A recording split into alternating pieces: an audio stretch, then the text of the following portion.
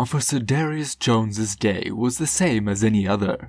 As a police officer in Oakland, he had seen a lot of different things, but nothing had prepared him for what he was about to learn. Each day, he saw this kid walk around the area, so one day, he chose to follow him. He knew he was doing the right thing. For the past week, Officer Jones has been on police duty in the Oakland, California area. He had been watching a young boy who didn't look old enough to walk on his own. The boy with the backpack would walk the same path every day, and then go into a convenience store. He would only have his backpack with him when he came out, but what was he buying? There were times when Officer Jones paid close attention, especially when children were involved. He went into high gear to find out what was going on when he noticed something strange in his daily routine. He wanted to learn more about this boy, because something about him interested him. But what about the boy interested him so much? Officer Jones didn't understand why the boy was so determined and consistent. His mind couldn't understand why a child would go down the same road. His interest in the boy's behavior made him want to figure out what was going on. He had to have a reason for going into the convenience store, instead of taking the school route. As the days went by, Officer Jones carefully watched how the boy moved. He hid himself in the blind spot, blending in with his surroundings, and kept his eyes on the door to the store. The moment of truth finally came. What would Officer Jones find out about the kid? Why did he keep going back to the convenience store every day? Officer Jones saw the boy walk through the door of the grocery store on that terrible day. He felt a rush of excitement as he watched the boy do what he was doing. He walked down the store aisles, looked at the boxes with innocent eyes. Officer Jones saw the boy's eyes were fixed on a certain area, the lane for baby care products. But why was there a boy there in the first place? He was shocked when the boy reached for a package of diapers and carefully put them in his basket. He felt worried and interested at the same time. Why would a kid need to buy diapers every day? For whom did he buy them? Was there something more evil going on? The police officer Jones had to find out. Then he quickly said, "Excuse me, ma'am," to the cashier who had helped the boy. "Have you seen that boy just buy diapers here before?" Before she said, "Oh yeah, him. He always buys the same thing when he comes by. I do not know what is occurring at home, however. It cannot be good. When I asked him if he was okay, he looked scared and shrugged." Officer Jones paused for a moment when he was torn between stepping in right away and looking into it further. He chose to go with his gut and quietly follow the boy, because it was his job as a police officer and he cared about the child. He needed answers. Officer Jones didn't like that the boy walked alone every day because he looked scared and worried. Officer Jones stayed behind the boy as he left the grocery store to keep a safe distance. They could see their neighborhood now, with its well-known streets, simple homes, and close-knit community. Officer Jones couldn't help but wonder how the seemingly normal diaper buy could have something to do with keeping things so secret. The boy didn't look like he was in any trouble, but he might be going through something worse. The boy went for a short walk and came across an old, run-down house on the edge of the neighborhood. Officer Jones stood back and looked around to see if anyone else was watching as the boy walked in. He held the diaper bag tight against his small body. He felt his heart clench because he knew he had found something important. Officer Jones took a deep breath and slowly walked up to the house. He knocked on the door with his alertness high, ready for anything that might happen. Soon after, a tired woman in her 30s opened the door. She looked surprised and worn out in her eyes. "Ma'am, my name is Officer Darius Jones," he said, speaking in a soft but firm voice. "I've been watching a little boy who brings diapers every day at this house. I'm worried about his health and would like to know what's going on." The woman's face turned pale and her eyes moved quickly and uncomfortably. Officer Jones could tell she was nervous, but he didn't move. He waited for her to answer. "The person who works at the grocery store where he goes every day and I are both worried about his health." "Is everything alright, ma'am?" After thinking about it for a moment, she let him in and led him to a living room that wasn't very fancy.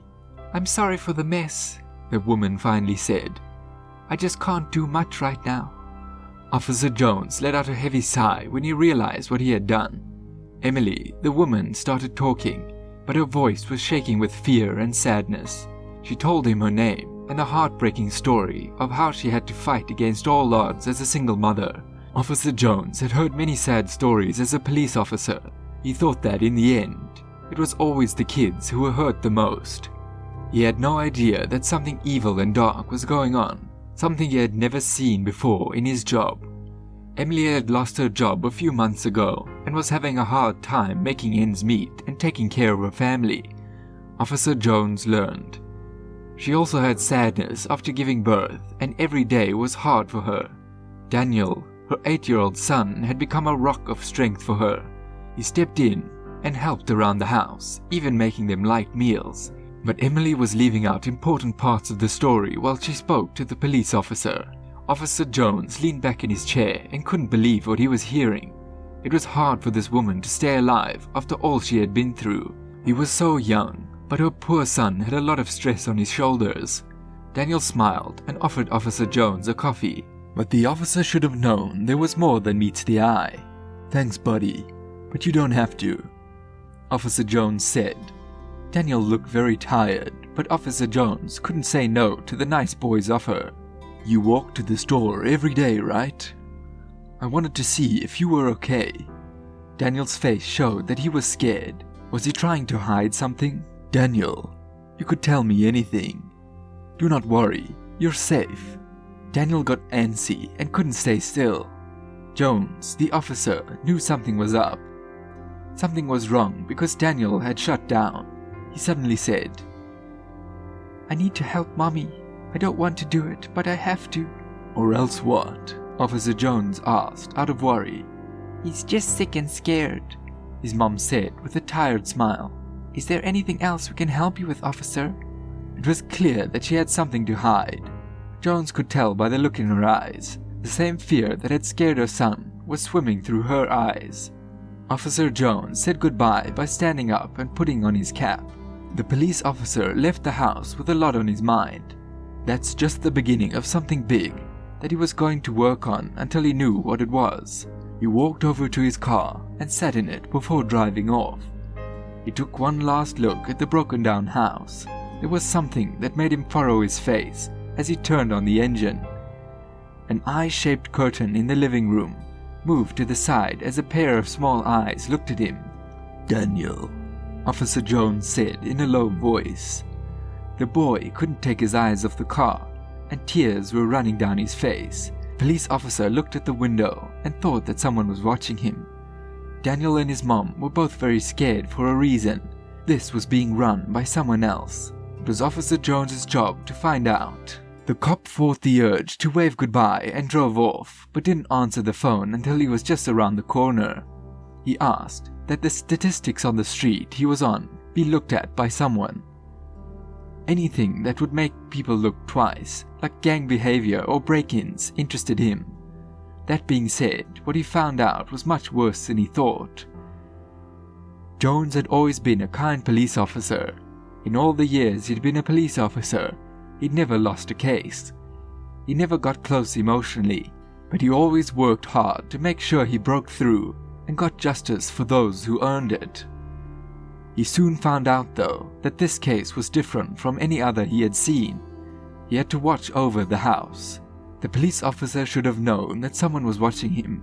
Officer Jones drove back to the station and saw that one of his co-workers had a desk full of papers about the street and house he had just seen. Different cases, each darker than the last, were in the files. Officer Jones didn't throw something as he read the facts. He'd never seen so much death in one area of the city before, but this was just the beginning. She had put her house on and off the market many times over the years. It had been through all the bad things a house could. Murders, drug deals, prisoners, and gunfights. Many people in the neighborhood said the place was cursed and made them afraid. Every family that moved in had to deal with some kind of disaster. There had to be something evil going on here, right? Or was there a more sensible reason for all this chaos? Officer Jones knew there was a reasonable explanation for what was going on, because he was an expert in criminology. He looked at street maps and saw that the house was placed in the neighborhood in a smart way. Only one road led to the street, but it was well hidden. The people who lived there could see down the street to see if anyone was coming. It was also made of stone, which is different from most of the houses in the area. This made it look like a small castle. But this didn't explain what the officer saw at the house. The events of the day came back to him. He thought it was funny that the woman and Daniel seemed normal at first and were glad to see him, but all of a sudden, things were different. It was like they had grown to believe that Officer Jones was a good man. Were they up to something wrong for them to act this way? Based on what Officer Jones had found, he was sure that the house was a place where crime was happening. Because of its past and location, it made sense that a gang or criminal group would use it as an outpost of some kind. The cop sighed as he thought about this, while wiping away the sweat off his face. He couldn't stand the thought of someone purposely getting a mom and her kids involved in this mess. He needed to stop it right away. The officer got up from his place and went home. He still needed to talk about more details about the house and the main gangs in town. He might be able to find something that will help him right away. After getting the files, he drove home, took a quick shower, ate dinner with his family, and then went through the files all night. The police officer drove back to Target the next day, excited to see if Daniel would be there again. As a nice thing to do, he wanted to buy food for the boy and his mom. He also hoped Daniel would trust him more after this. The boy had looked scared the day before and wanted to say something, but his mom stopped him. Officer Jones wasn't sure if Daniel's mom had been tricked into being where she was, or if she was just in a tough spot. He had seen moms give up everything, even their freedom to take care of their kids. However, he had seen moms who didn't care about their kids and put their lives in danger all the time. Which of the two groups does Daniel's mom belong to? Jones, the officer, didn't know. His car was parked a few blocks from the target, and he spent the morning waiting for Daniel to come out, but the boy never did. The police officer drove to the store and quickly asked the cashier if Daniel had come in to get his daily diapers. He was scared when he heard the answer. The cashier said, "He didn't show up today," and her words were filled with fear.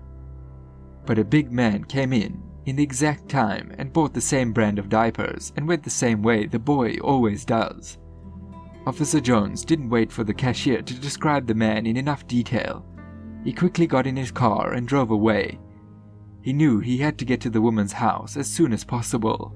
As soon as the police officer pulled up to the woman's driveway, his heart was racing.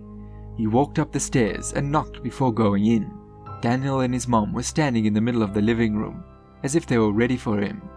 The police officer asked Daniel, "Are you okay? Are you both okay?" The front door opened quickly, and a man walked right in before Daniel could speak. Emily's eyes got big with fear, and Officer Jones stood up and put himself in between the man and the boy. The man looked all over the room quickly, and when he saw Officer Jones, he got angry. He growled, "Who is this? Who the hell are you?" He answered quietly, "My name is Darius Jones, and I work for the Oakland Police Department." He was trying to keep things under control. "I've been talking to Emily and Daniel here, trying to understand their situation." The man turned his attention to Daniel and forced a mean grin onto his face. "So you've been sticking your nose where it doesn't belong, huh?" He laughed. "All right. Let me tell you something. It's not your business." Officer Jones used what he knew to protect himself. The guy had his eyes on him as he reached for his radio to call for help. He tried to make things less bad. "Sir, I'm worried about Daniel and Emily's health, and I think they need help. I just want to help out." He asked them, "Who might you be? Family?" The man stepped closer, and Emily clutched tight to Daniel. Her eyes showed that she was scared. "Please don't help us. Emily and I are good friends. We're in charge of everything here," he growled. A voice came from the hallway, stopping the situation from getting worse. Officer Hernandez, who worked with Officer Jones, had quietly broken into the house after following him from afar. Officer Jones felt calmer when he knew he had help. He quietly said, "We're just talking," and he looked at the man. "No need for any trouble." Officer Jones knew there was a problem in the house. Officer Hernandez looked at what was going on, and the man seemed to change his mind about what he was going to do because he was there. He tried to ease the stress by saying, "Let's all take a step back and talk about what's going on." While the police officer and the man were having a tense talk, Daniel, who was only 5 years old, clung to his mother. His heart was racing with fear and doubt. Officer Jones knew this man wasn't Emily's friend. He had to find a way to talk to the mother and son alone, but it looked like this man wasn't going anywhere. He seemed to have some kind of control over him. Officer Jones could tell Daniel didn't want his mother to get hurt. When he looked at this man, he looked scared and angry at the same time. What kind of person was he? Why did he break into their house? Once Officer Jones and Hernandez talked to the strange man, they had to leave. Officer Jones was sorry he left them with the man, and he still had a lot to ask them. For example, what did Daniel mean when he said he had to help his mom, or else? He spoke of this man, right? Officer Jones went back to Emily and Daniel's house the next day. He couldn't sleep the night before, and needed them to answer all his questions. There was no answer when he knocked at the door. "Emily, Daniel, it's Officer Jones," he said, as he knocked again. "Please let me in. I have to talk to both of you." The door slowly opened as he heard the key turn in the lock. Emily looked in the middle, and tears were running down her face. She said, "Why did you come back?" "I want to help you and Daniel, but I need you to tell me who that horrible man is." She opened the door quickly, and Officer Jones walked in. That's when he saw her face. "What did you do? Did that person hit you?" Daniel had the baby in his arms as Emily walked into the living room to sit down. "Please tell me what happened so I can help." Officer Jones knew he was onto something when Emily started to cry. He had to stop that man because he was bad. "He's in charge of a local gang and wants us to pay him money to keep us safe.